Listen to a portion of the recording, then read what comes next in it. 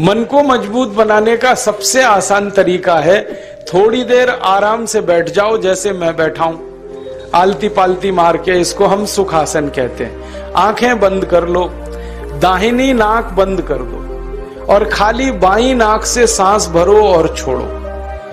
खाली बाईं नाक से सांस भरो और छोड़ो, बाईं नाक से सांस भरो और छोड़ो। जिसको हम लोग चंद्र नाड़ी कहते हैं, उसको सक्रिय कर दो। जितनी ज्यादा सक्रियता आपके चंद्र नाड़ी की होती जाएगी, मन की शक्ति आपकी अपने आप बढ़ती चली जाएगी और आप इतने संकल्पवान हो जाएंगे जो आसानी से कोई भी बात ठान लेंगे तो उसको बहुत आसानी से कर डालेंगे। हमारे राष्ट्रपति अब्दुल कलाम ने चीफ जस्टिस को एक चिट्ठी लिखी है कि क्या कारण है भारत की आजादी के 50 साल में गरीबों को ही फांसी हो रही है, किसी अमीर को फांसी नहीं हुई, जबकि उन्होंने क्राइम गरीबों से ज्यादा किए।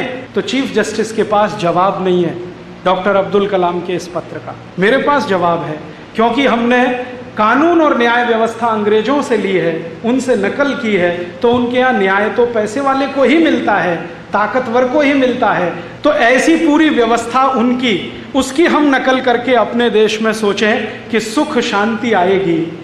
मुझे नहीं लगता कि इसमें कोई सुख शांति आए। मुझे ये लगता है या तो हम यूरोप की ये जो मान्यताएं हैं ना, उनके हिसाब से अपने को बदल लें, या हमारे देश की अपनी मान्यताओं के हिसाब से अपनी व्यवस्थाओं को बदल लें। हमने ये जो पार्लियामेंट्री डेमोक्रेसी यूरोप, दाल और दही गलती से भी साथ में ना। उड़द की दाल के बारे में जितनी भी रिसर्चेस भारत में हुई हैं वो ये कहती हैं कि ये दालों की राजा है, इसके साथ दही नहीं खा सकते। दालों की राजा है, राजा अकेला ही रहता है, ऐसा कहा जाता है। तो वो कहते हैं उड़द की दाल भरपूर खाएं, मना नहीं है, लेकिन अकेली खाएं। और बाकी जो दालें हैं, अरहर की दाल है, मूंग की दाल है, ये भी द्विदल में है, दही तो ना खाएं। लेकिन कोई मजबूरी में खाना है तो उपाय मैंने बताया था कि दही गर्म करके खाएं ताकि तासीर गर्म हो जाए उसकी, या मट्ठा गर्म करके खाएं तासीर उसकी गर्म हो जाए। लेकिन मेरी आपको विनम्र विनती है, उड़द की दाल के साथ तो बिल्कुल ना दही खाएं ना मट्ठा।